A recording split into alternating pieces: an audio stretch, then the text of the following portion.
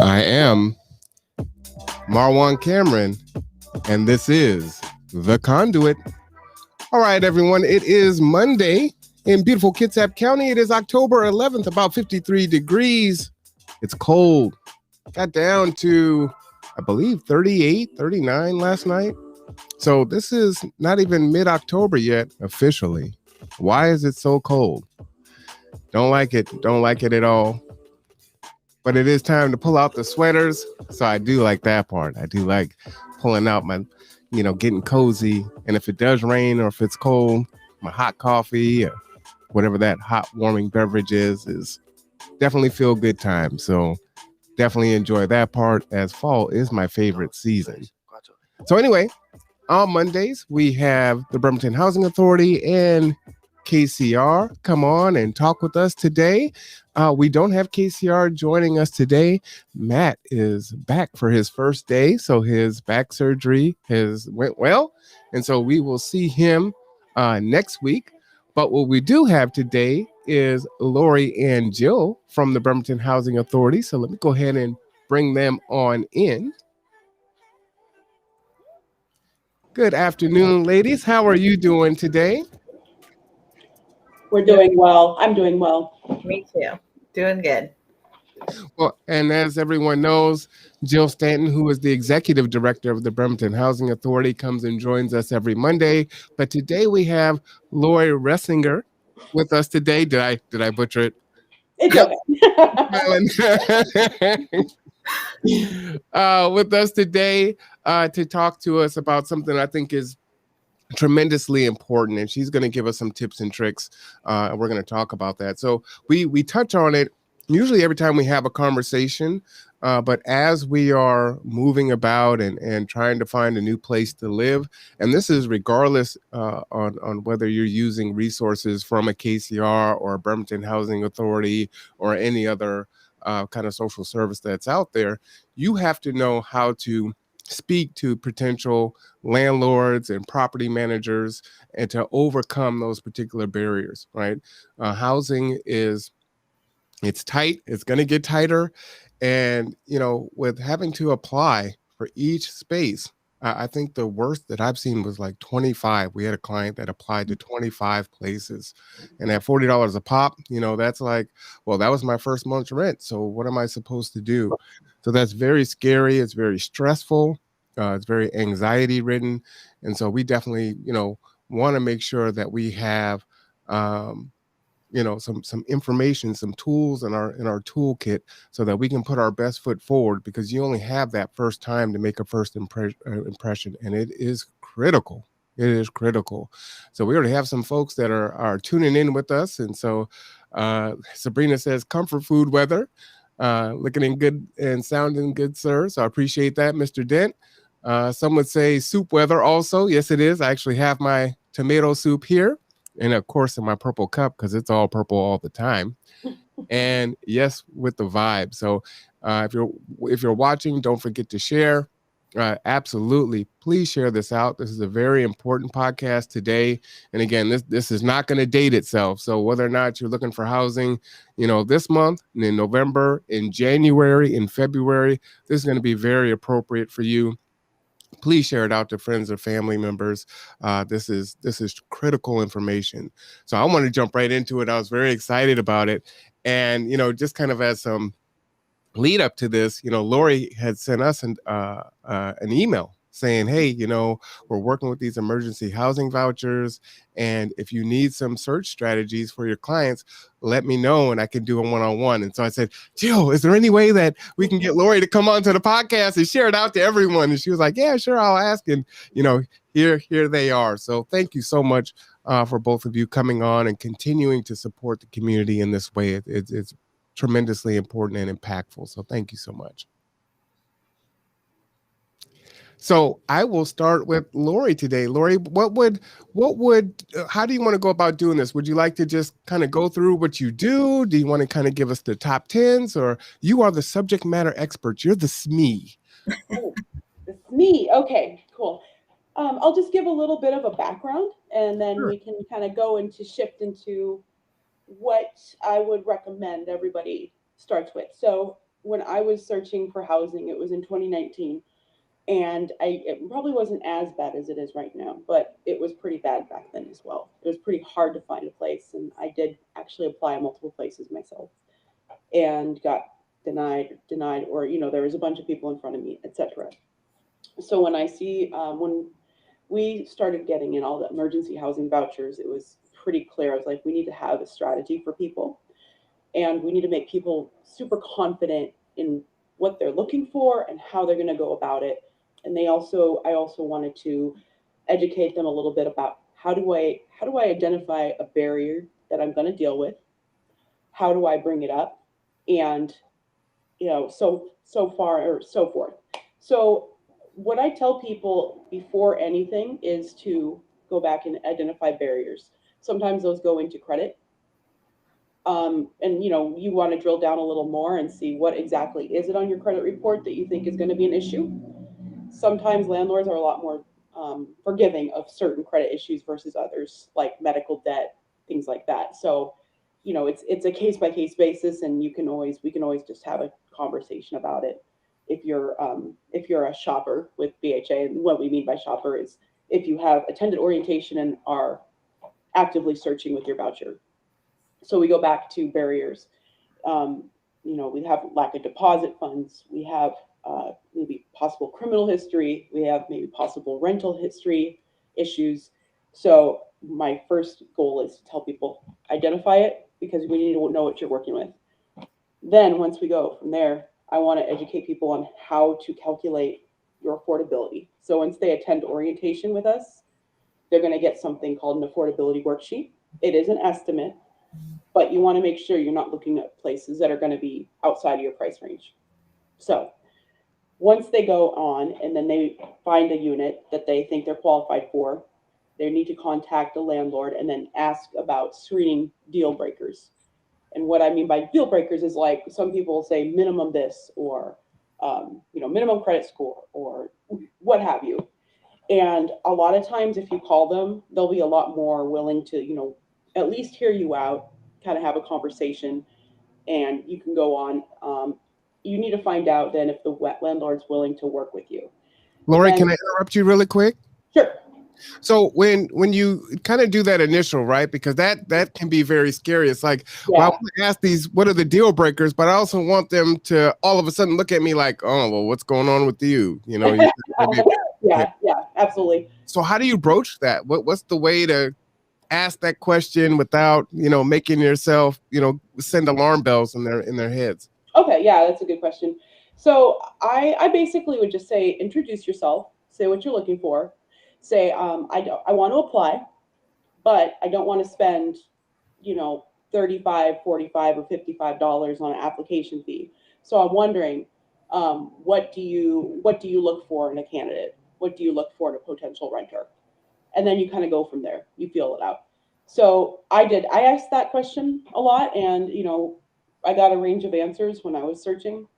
But I definitely, and maybe don't refer to it as deal breakers. If you think that that's going to set off something, maybe, yeah, just introduce yourself, say what you're looking for, and say, hey, I'm interested in applying. What's the next step? So once you've applied, you complete the application, and in a perfect ideal world, you are approved, which is what we want. So then that's when BHA has to take back over. So then we complete our paperwork, and then we have to do an inspection. That's going to be probably, that's like the last hurdle that you're going to look at when you're searching for a place with a Section 8 voucher.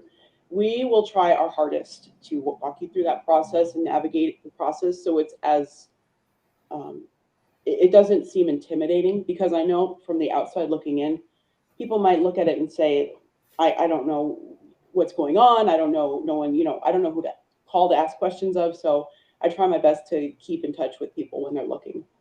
And once unit passes inspection, in the ideal world, you can move in. Now, another cool thing is with our EHV shoppers and some of our HCV shoppers, so these are two types of Section 8 vouchers, until December, we will be able to help with deposit assistance and a lot of other assistance. So please, please let me know if you'd like me to tell you more about what kind of deposit assistance we can help with if you're a voucher holder with the BHA and it's for EHB or HCB. Got you. Okay. And so to role play, hi, my name is Marwan. I want to apply, but I want to make sure we're a good fit for each other. What are the requirements for this house or apartment? How does that sound? How can I fix that a little bit or? Yeah, that sounds perfect. Yeah. A lot of times, I guess it's just with me, I would even say just be confident and yeah, maybe role play with some of your friends or somebody that you know that you trust, because the more you do it, the better you get at it, just like with anything else. And honestly, I'm not somebody who would recommend something that I personally wouldn't do. Trust me, I did it a lot, like a lot when I was searching for a unit myself. So, um, there's no right or wrong way to do it, but just know that you need strategy and that your confidence is going to get you through that. Gotcha. Oh, wait, and we have a question from the audience. You apply, but how do you mention the voucher? Um, Most of the time, people just they mention it at the time of application. Um, you're not supposed to have landlords are not supposed to say we can't rent to you. That's against the law. However, I've never actually heard of a landlord in the short time I've been here. I haven't heard of a landlord doing that. Most landlords are pretty well versed and pretty well educated on that. Um, and then the other thing I have seen with that is that they'll say, well, you don't make enough. You've heard of the 2.5 or 3 times the rent. Right. Yeah, there's a specific way to calculate it, but and that's for voucher holders specifically. But usually, once they understand, oh, you're not supposed to calculate it the normal private market tenant way, but there's a specific way that you would do it for a voucher holder, then it all works out. But yeah, I've had nothing but people are like, yeah, they have Section 8. Okay. So can I ask, both Lori and Jill, if you're mentioning it at the time of application, I actually went and looked at a couple of places with someone this weekend, uh, and you're waiting for the application. If it's an electronic application, then do you state it there? Is there a space for you to, add notes and explain that piece to it? If you have some of these, maybe I have something that was in my criminal background. Maybe my credit hasn't been great because I didn't have my job during COVID. Is there a place on these applications to articulate that, or is it just you're putting the information in and you're kind of disqualified because hey, did you have a bankruptcy? Yes. And it's like, oh man. Jill, do you want to? No, you go ahead, Lori. Okay. So I would recommend, if possible, you call landlords. If there's a number, Google it, because I've never seen, well, let me start over. It's very unlikely that if you go just through the electronic way and you know that you have barriers and you don't actually talk to a real person, that you're going to be able to get ahead of several other applicants, unfortunately. I wish it was different, but right now it's not. So try your hardest to be able to actually speak to a live person. That's the best way to feel out, is this landlord going to be able to maybe work with me? Sometimes landlords will even say, look, I like this person. I have the personal connection with them. I got a good vibe. Yeah, good vibe. I want to help them out. So that doesn't happen over like an email or an electronic application. So that's what I would just say to that. So then, Lori, in that scenario, would you say maybe it's advantageous to do as we did? So we went out, we looked at our property, spoke with the property manager because it was an apartment complex, right? We didn't get into any of those real details. Looked at the unit, asked some questions, had friendly conversation back and forth, and said, okay, we will apply online, and then left to go, to the next spot. And then would it be a callback and saying, hey, my name is Marwan and I came and you showed me around on Friday and we're getting ready to apply, but I wanted to ask some questions, and now you kind of have that built rapport because they know who you are. Would that be the recommendation? I think that's exactly what, yeah, I would love to see that. And I would definitely recommend that. Now, I understand that this is ideal and not everybody has transportation. So it's what you can do.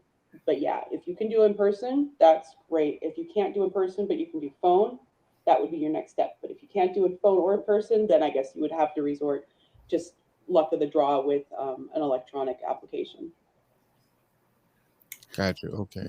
Marwan, can I just add something? Absolutely.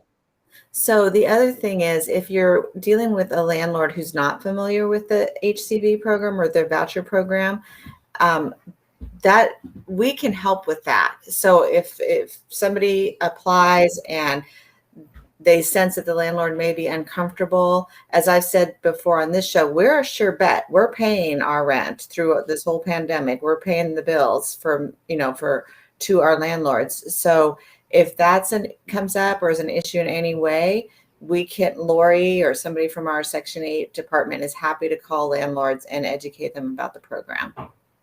Oh, wow. So in this regard, and this is obviously specific, everyone, just so you're clear, for people that have a voucher, right?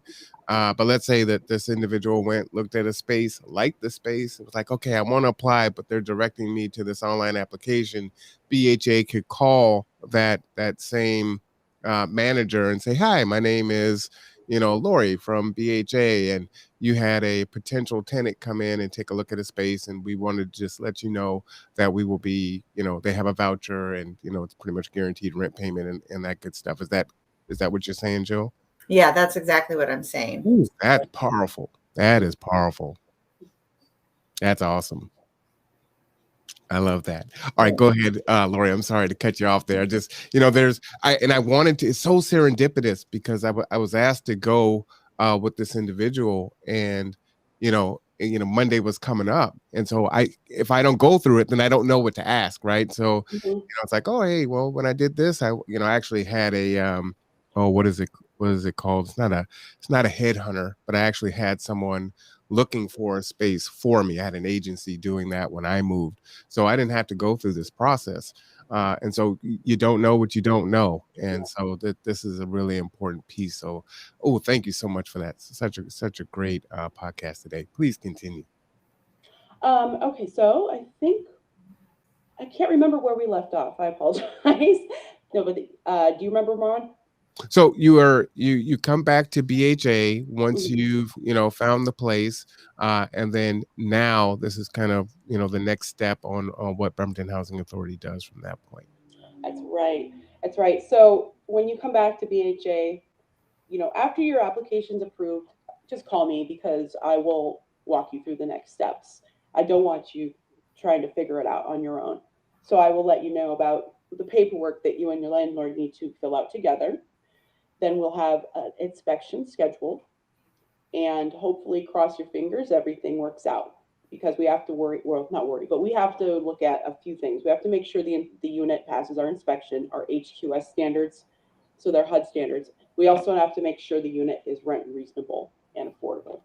So that's on our own end. That's our own calculations that we have to do internally. However, if you calculated your affordability at the very beginning, and I can run scenarios with somebody to do that, if they're a voucher holder. If you calculate your affordability at the beginning, you should be able to find units that you are qualified for. Now, it's an estimate, though. I have to say that. It's an estimate, but so now we're going to fast forward to the end. Yeah, once you get approved, call me. I'll walk you through the paperwork, and we'll get you scheduled for your inspection. And fingers crossed, it all works out. Oh, go ahead, Jill. I'm sorry. Well, and with the inspection, so our inspectors people are always really afraid of the inspection. And we have to do it. It's the rules, but our inspectors they will be as flexible as they can be. They have to pass. And if there's issues that are making that unit not pass, it doesn't necessarily mean that those things can't be fixed. Usually they're very simple things that can be fixed. And we just leave the landlord a list of those. If they're very minor, we could even have the landlord get them fixed and send us a video, showing that, okay, this light fixture needed this placement, and we've got that on there now, and then we can pass it that way. So we don't want people to be afraid of that inspection, whether it's the first time move-in inspection or an inspection when they're living there. It really is just the rules, and the rules are just about safety and quality housing. It's not about, are you a good housekeeper or anything like that. I mean, that's not what the inspection is. So we'll work with people on that. And you're talking about like, things like a smoke alarm or a carbon monoxide, Yeah. or things like that.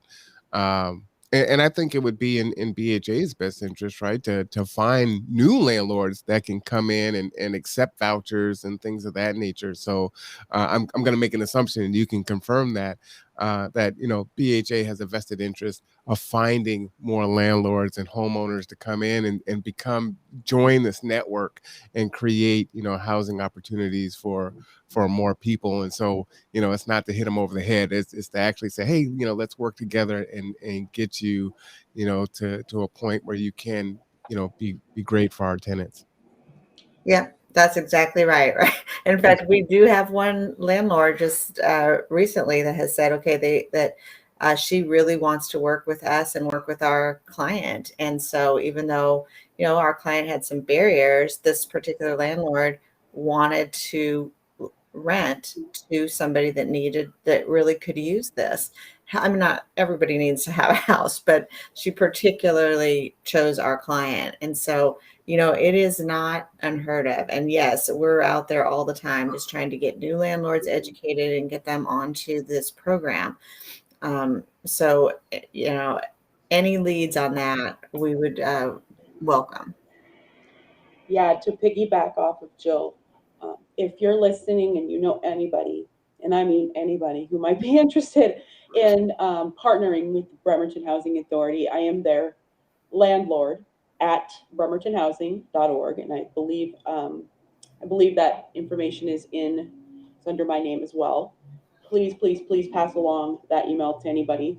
And what Jill is also saying is what I absolutely adore and love seeing is when you have a landlord who's like, yeah, I want to give this family, a chance. I want them to be housed because of that personal connection. And the people that in this market, it's not impossible. You're gonna have to work harder, but you persist at it.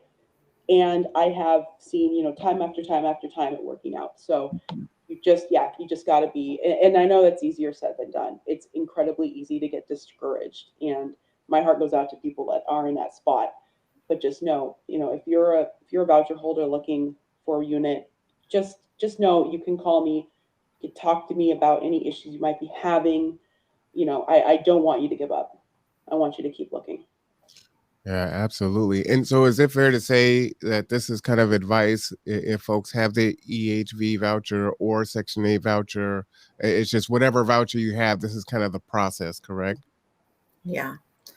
And right now we have money set aside from our CARES funds for the regular vouchers to be able to offer security deposit assistance. And of course, the emergency housing vouchers come with that assistance. So we have funding for that. So is that separate? Is that someone who is just in need that can come in and get, down payment assistance? This is only for people with the vouchers. So if they're needing, so they find a place, but they don't have enough for their security deposit, we have funding for that, which is unusual. Gotcha. Which is awesome. Yeah. And the HCV voucher holders have until December 31st.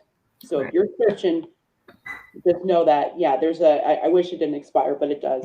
But the EHV, I'm not sure if it expires in that or not, but okay, Jill's saying no. Okay. No, it doesn't. And with the regular ones, it may right now it expires, but I know that there's some push to try to either get it to not expire, or perhaps the housing authority can find some other funding so that can continue. But that's what we're still trying to work that out.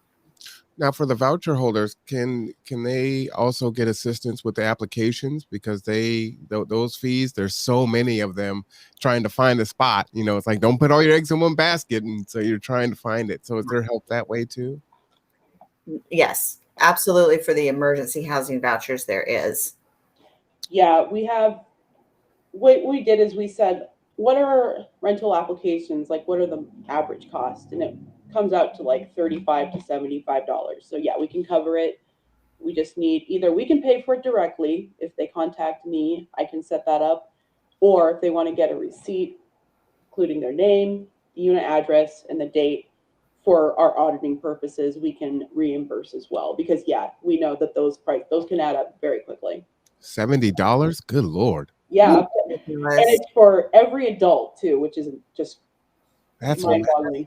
That's massive. If I don't know how fast the turnaround is, but let's say, you know, G2 had a client that didn't have the funds to, you know, pay for it up front. Could we pay for it for them and then get reimbursement through BHA, or should they just go through directly to you? If you could pay for it, then we could definitely reimburse if time is of the essence. Yeah. All right. Thank you for that. That's an important question. So see, we have questions too. So that's really good. So just to recap, number one, identify the barriers, credit, work history, criminal history, and we'll get a little bit deeper into that in a minute. Number two, calculate your affordability. There is a worksheet that you can calculate that off of. And if you have a voucher, then the 2.5 to 3 times the amount of rent does not count. So that's important to know. And then when you do find a place, contact the landlord and ask about deal breakers. We did a little role play. Hi, my name is Marwan. I want to apply, but I want to make sure that we're good, fit for each other. What are the requirements for this house or apartment? And if you don't feel comfortable with that, then you can contact Lori, and Lori can actually reach out to the unit and kind of speak on your behalf. And so that kind of comes with my follow-up question here. And that step 4 would be then go back to Lori and then follow the next steps on, you know, the inspection and everything else. And then hopefully, fingers crossed, everything works out and you're moving in. When you call on behalf of a particular client and you're saying, hey, you know, BHA is the agency that is paying for this through this program. Can you also speak to kind of their character issues? Because I take it you kind of know, you know, who these folks are, you know, what's on their record and how they kind of appear on paper. Is that a true statement? Is that how that works? Yes, I would say let's come up with an example, and I could be able to tell you a little bit more about how I'd approach it. Sure, I'll give you a scenario. So I'm coming in. I'm let's say I've been out of I was incarcerated. I've been out for a year. So I've got something that's on my record, but I've got a little bit of time, you know, behind me of being out. I've only been on the job for about 8 months. I've got a voucher. Let's say maybe that's contradictory, but fix the scenario if you have to. So then we just kind of bringing it up off the top. I have a significant other, and there's 2 children, and like I said, I have a voucher. So, and my credit's not great. So my credit's not good. I have a criminal background. I don't have rental history because I was incarcerated, and I've only been on my job for less than a year. Okay. I would call the potential landlord and ask them, first off, is the unit still available, and what are you looking for? And I would say, you know, who I am and where I'm calling from. And then I'd say, is there anything that we could offer that would maybe be able to convince you to take a chance on this person? Meaning, could we offer you a larger security deposit, maybe a shorter lease, stuff like that? And we could see if we could negotiate anything to where if they feel that they're taking a risk, then okay, how do we make up for that risk? And also, I would definitely encourage the participant to, and it might kind of sound naive or whatever, but to write a letter and explaining, this is where I come from. This is what I'm trying to rebuild. I really want a place for my family, etc. Just being sincere and coming from the heart helps a lot, especially making that human connection. But yeah, I would want to call up and see if I can figure out any way that we can make it work financially. Because like I said, yeah, I hear landlords are like, look, it's just a bigger risk for me to take. Okay, cool. So let's then talk about how we can compensate you financially if possible. So would it be helpful for you to have let's say letters of recommendation, if this person was like doing community service at their church, or they were involved in this, and they could provide that too. So when you're talking to the potential landlord, it's, I'm advocating from the financial aspect and me working with this person kind of as a case management, but also this is what they're doing to bolster, how they present.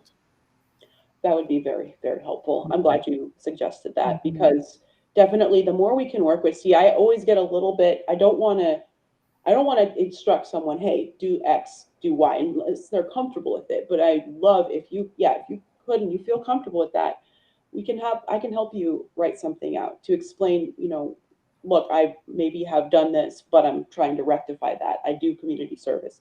I do this. My kids are, going to this school, whatever it may be. That would, that would be a really, really positive thing you could add to your search.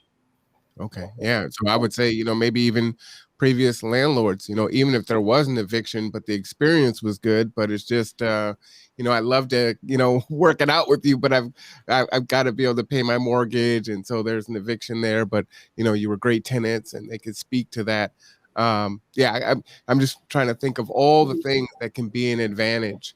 Uh, Jill, do you know right now the bridge program, the last time we spoke, is set to expire on October 31. Is there any news of that continuing on, or is it we got to get a little bit closer to see if something's going to happen there? I haven't heard any news about that continuing on. So we don't know. I wouldn't be surprised. I wouldn't be surprised if it continues on, but right now they're not saying anything. Gotcha. And so it's so imperative for all of you out there that may find themselves needing to move here in the next few months of getting these things together now, right? Mm-hmm. So the blessing is if you're not in this situation, you can get yourself prepared. You have these tools in your toolkit, and you can start to gather these items, because you can ask for a letter from someone, and it may take a while for it to come back. One of the strategies that I give to my folks is, being an instructor at the college, I had so many people ask me for letters of recommendations. Like that's becoming a job in itself. So I don't write letters of recommendation. They write the letters of recommendation. They submit them to me. I look at them, and then I say, yes, I can speak to this. No, I can't speak to that. Maybe you can, build this piece up a little bit more and say, well, you did this too, and you did that. And once they go back and they tweak it, then I will go ahead and sign their letter of recommendation. And so that might be something else that you do also. What the relationship is. You can be a little bit proactive and say, I wrote this letter. I'm hoping that you'll be a reference for me. Do you approve of this letter? Would you be willing to sign it? Or, can you tell me how to change that so you could sign this? And so that's a way to kind of take a load off of that person and cut down that time that you're waiting to get that letter back. So just kind of something to put in your toolbox there that I think that might be helpful to you.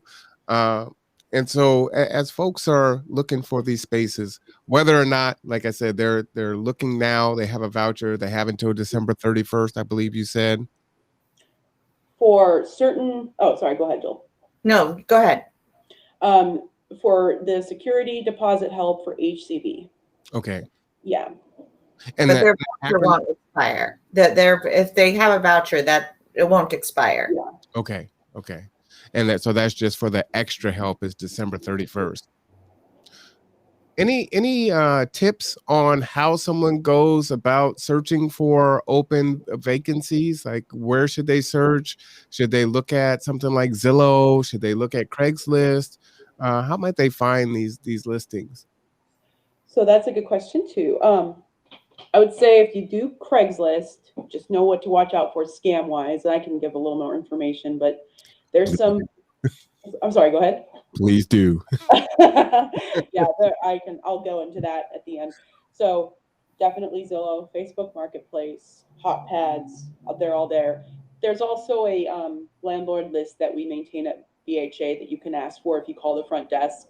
Those are places they might not have an opening, but they've been known to accept vouchers in the past. A recommendation is to call around. Actually, this would be the time to call around at the 10th of the month every month, because that's when a landlord's going to get their notice to vacate from any potential or from any residents that are going to move.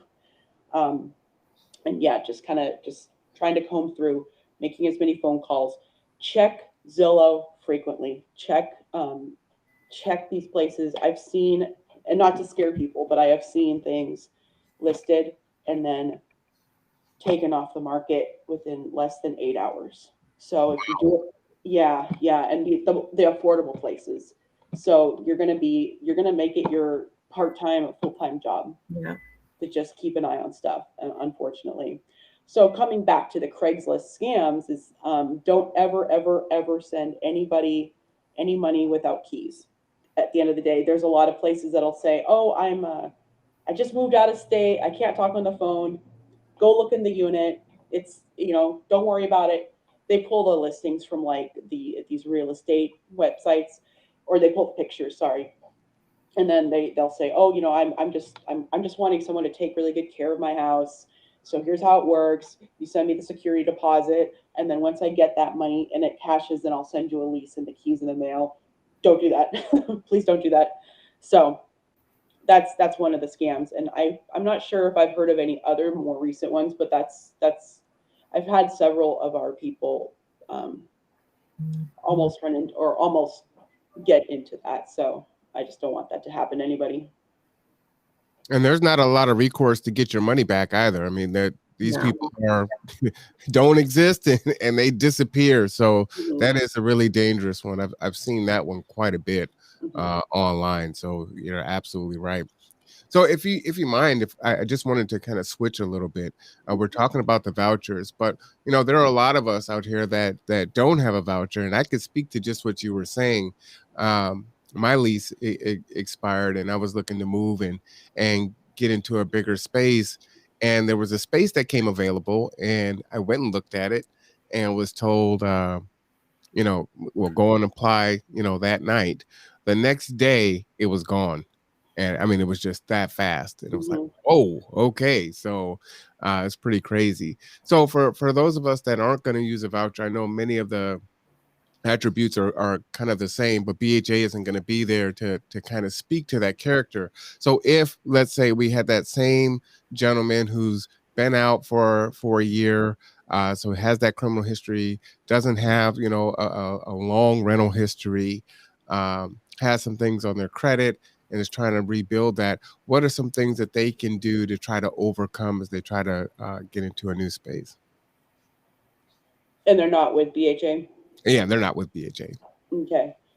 I would have them first see if they have any caseworkers that they could contact and ask for some sort of guidance, because, navigating this maze is really hard to do when you're just on your own. But short of that, try to be as creative as possible. Ask if, do you have any former roommates? Do you have anybody that you're currently working with? Do you have a former employer, church, community, anything like that, that you can ask for, a letter of reference. And in this market, just making it your full-time job until you find a place is going to have to be, unfortunately, what you have to do. And I would just add to that, there's like KCR has some programs to help people repair credit. There is things out there.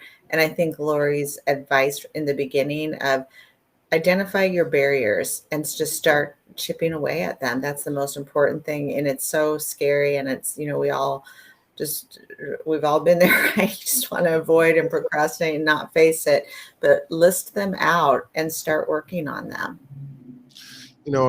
To that end too, this is a small town. So when you get involved, when you do community service, when you volunteer, you never know who knows who. So I know the Coopers in this town own, quite a few properties, and they help out a lot of families. And it's been more than once that our paths have crossed, and I've never met them.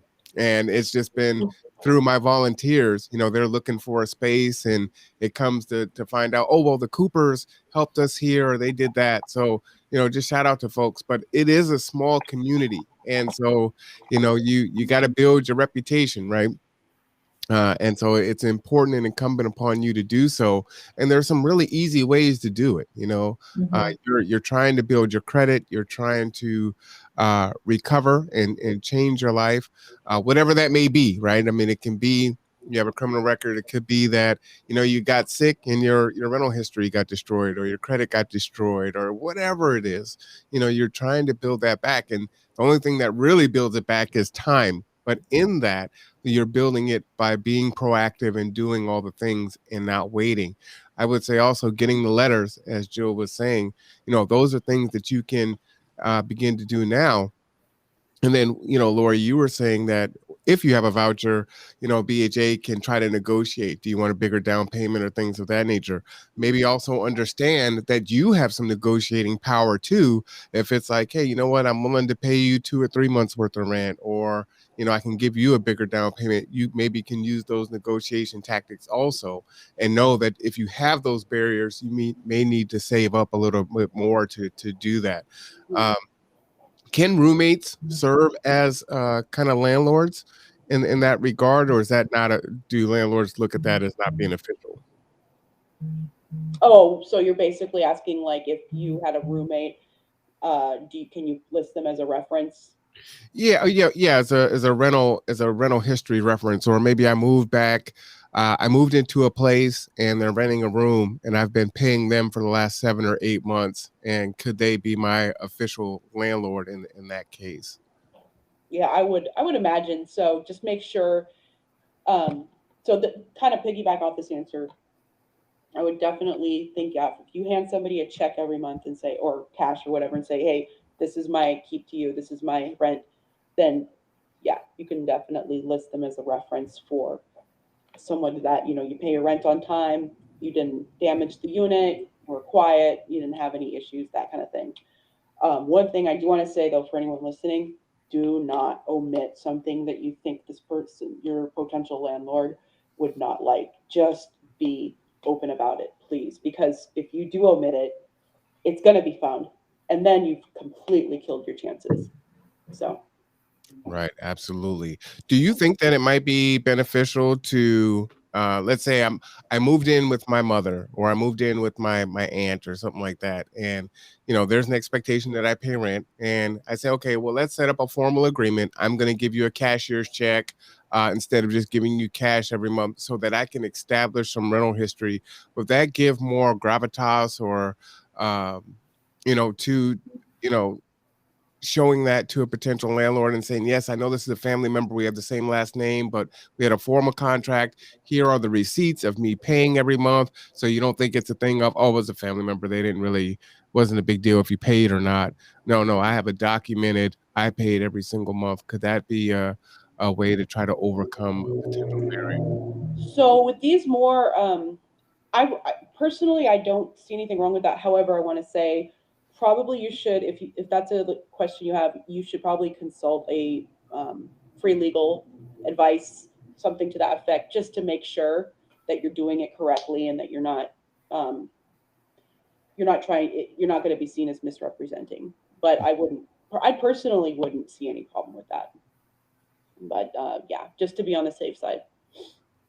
Absolutely. So these things are kind of just flying into my mind as I'm listening to you speak. As I said, I haven't been in this situation myself personally, but we have a lot of folks that come in and need help, and it's like, okay, we'll go to BHA or go to KCR, and we don't know what happens on that side of it. So, but having a little bit of knowledge to say, okay, yeah, as you go, these are some things that you should be thinking about, and reinforcing the information that comes from the subject matter experts can be really powerful, because they, folks need to hear things, multiple times, and kind of do that.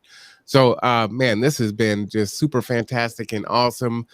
Jill, you're saying right now you haven't really heard anything on the bridge program extending the moratorium, but you might not be surprised if it does. Obviously, we meet every Monday, so as soon as we hear something, we will share that information out. Can you speak at all to the current state of housing? Is it getting tighter? Is it loosening up? Is it kind of level right now in what you're seeing as folks are looking around? Yeah, I'll say it's tight. I mean, I wouldn't say it's leveling out, but I do agree with Lori that the persistent people do find stuff. So, we're also doing everything on the housing authority side to be able to pay as much as we can. We raised our payment standards to be 110% of fair market rents. We're now looking at there's fair market rents for the county, but then there's also small area fair market rents. And in some areas like Bainbridge Island, those can be higher than the countywide FMRs. So we're looking at possibly implementing fair market rents in areas where the small area is larger, greater than the countywide, so that we can pay more and be more competitive. So there's a lot going on there. And I know that this is a little bit different than what we're talking about right now, but I do think it's important to understand on the national level the attention that affordable housing is getting. Marlon, would it be okay if I just took a couple minutes to talk about the Build Back Better Act? Absolutely. Okay, so you're hearing about this in the news right now. This is the big $1 trillion package where our legislators are fighting with it. It's about the number, but in that package, affordable housing is getting some. It right now has some funding attached to it, in particular for housing authorities.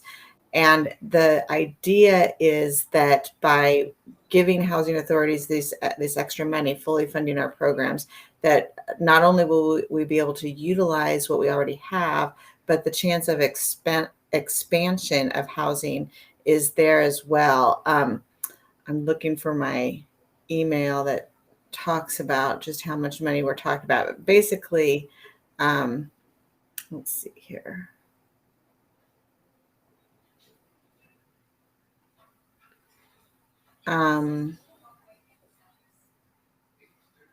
There's money being allocated for public housing, $80 billion. There's money being allocated for new vouchers, $75 billion. There's Section 8 project rental assistance at $15 billion. These are just some of them that will affect us. The capital fund of $80 billion is of particular interest to Bremerton because part of that money will allow housing authorities that have these fair cloth units. We've talked about those before, but as a reminder, those are units that are allocated to us that we have the right to either acquire or develop, and then HUD will have to fund them long term. So while we would have the operational funds they're ours, they belong to us. The struggle has always been that we don't have the capital funding to actually develop these units. Some of this funding is targeted specifically for that program. So if this legislation gets passed, I think that there's a huge chance that Bremerton Housing Authority will be able to use some of that funding to actually develop more housing.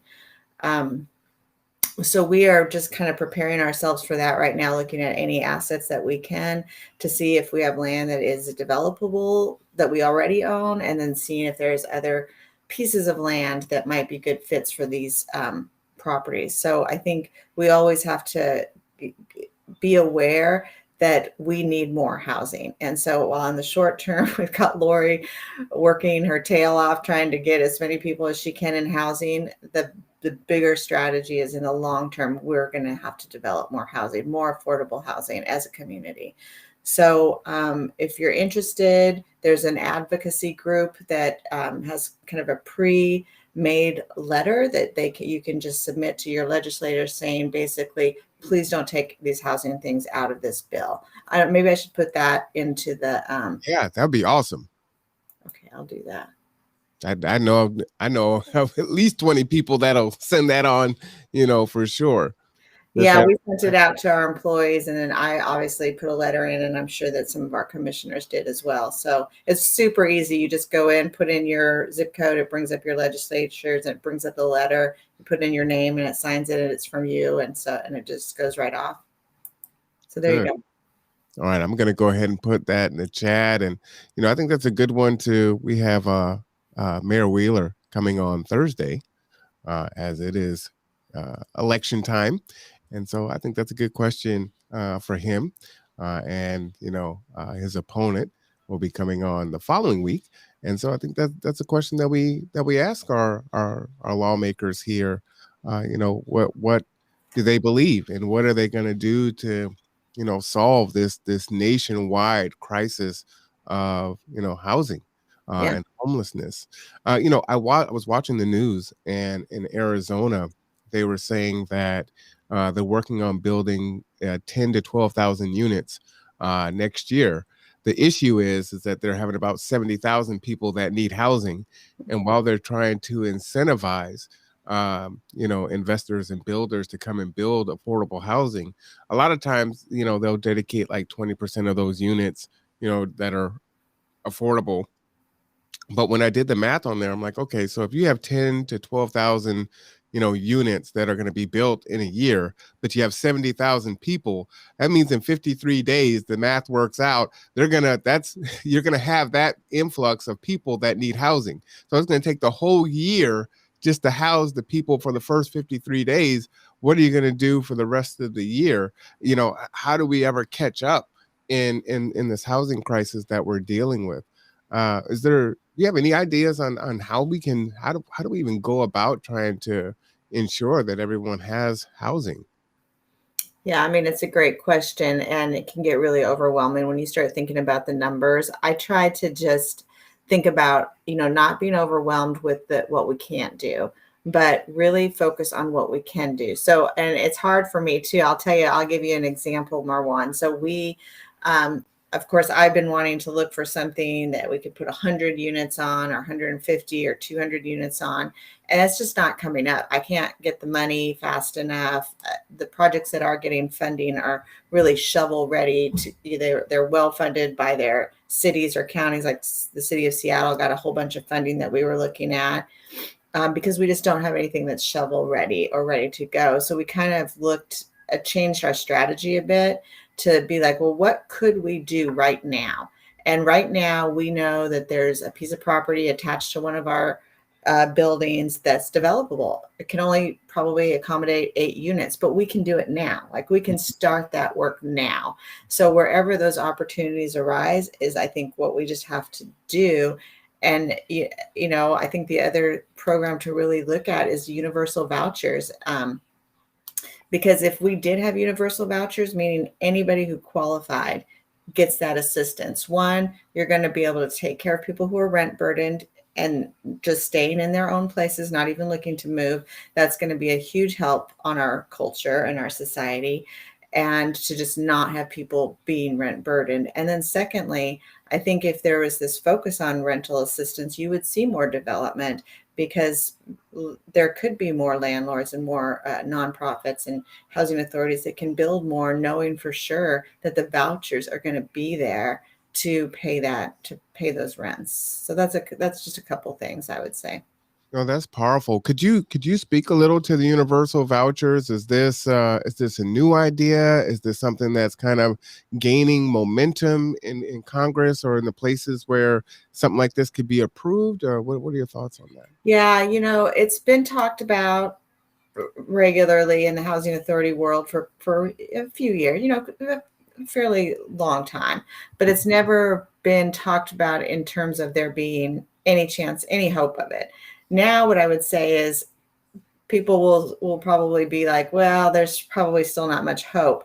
But I would say that it's being talked about at every advocacy group that I've gone to since the pandemic started. The pandemic really highlighted the need for housing, and there is growing legislative support for this. I don't think it'll happen like universal, truly, like we will have it all at once. What I think is more likely is you'll see pilot programs like the emergency housing voucher program that we have right now, it's a temporary program, right? These vouchers are funded for 10 years. I think that to the extent that we see the success of that program, it'll become a permanent program, and you'll start seeing more things like that come out. So while it won't immediately take the need, I think you'll see this expansion. I think it's also very likely that you're going to see voucher programs that have not been fully funded be fully funded, and Bremerton's in that boat.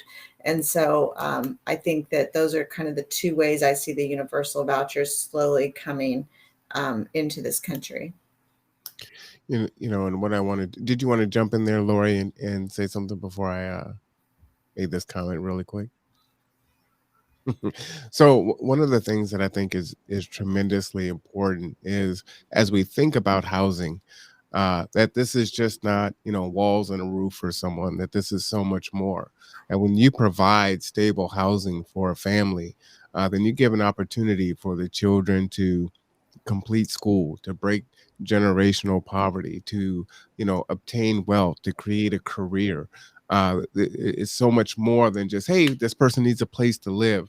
Yeah. And we can lose sight of that, especially when Jill's saying, hey, right now we've got something that's shovel ready. It's only 8 units, but for those 8 families that find themselves in there, that is going to be huge, phenomenal, right? And I can speak directly to families now that are currently in BHA housing, that is their story, right? And so because they had that stability, their children were able to complete high school, and not have to deal with living in the car, and whether homelessness is short term, long term, chronic, it's detrimental. And so anything that you can do to stave that off, and put people in a stable place, then you are increasing the odds, not only for the particular adults that are there living their lives, but also for their children and for their children's children. So if we're going to break these cycles and change things, we have to look at it from that lens. And then as we bring more attention to those things and kind of look at it, I think, as not a short-term fix but a long-term fix, I think those things are powerful. And with the homeowner program that BHA has, which is great. You have something to give to your kids or to sell, and then move into something bigger. All those things are kind of the thinking out of the box programs that really do make a big difference in the lives of people in our community. And so I just want to thank you for that, for sure. Yeah, absolutely. We totally agree on that one. So, I think we had a really good show. I want to thank you both for coming on. This was really important conversation. Lori, thank you for coming on and sharing the tips. Those things are really important. When I saw your email, it was like, oh, I wonder if she will come on and talk about these things, because it's so important. Jill, your leadership has been phenomenal. It is present, and you can see it and you can feel it. So, I thank you for all your work that you're doing for Bremerton Housing Authority. Do either of you want to say any final thoughts before we go? I'm just going to do a shameless plug for our Facebook. Go ahead and check it out. And if you know any landlords, I'm doing an event on October 20th. It's free to attend. It's going to be informational. Go check it out on Facebook. All right, Lori, would you mind putting that in the chat, and I'll put that up before we get off so folks have it? Sure. And if you have a flyer, go ahead and send that to me, and I will put that out during my other podcast, because we're usually doing a podcast almost daily. So I will definitely push. And whenever you have that. Jill, do you have any final thoughts? Well, just that I'd like to come to the podcast with on Thursday. So if you can send me that link, that would be great. Not to be a speaker, but I want to hear what Mayor Wheeler has to say to your excellent questions. Absolutely. Well, and no, they're not, just my questions. Typically, the questions come from the community. I try to hold myself back as much as possible. And so, the questions that we asked Tracy Flood, none of those were my questions. Okay. And so that's what the Conduit is about, right? Is trying to create space for others to ask questions, to gain information. It's really not about me. It's about the community. So yes, absolutely. And again, if anyone has questions for Mayor Wheeler, please go ahead and send those in to us. You have all the ways now. But I want to thank Lori and Jill and the Bremerton Housing Authority. I am Marwan Cameron. We will be back here Monday at 3 p.m. for another housing podcast. So with that, please have a wonderful Monday. Have a great week and be good to each other. All right. Bye-bye. Bye, everybody.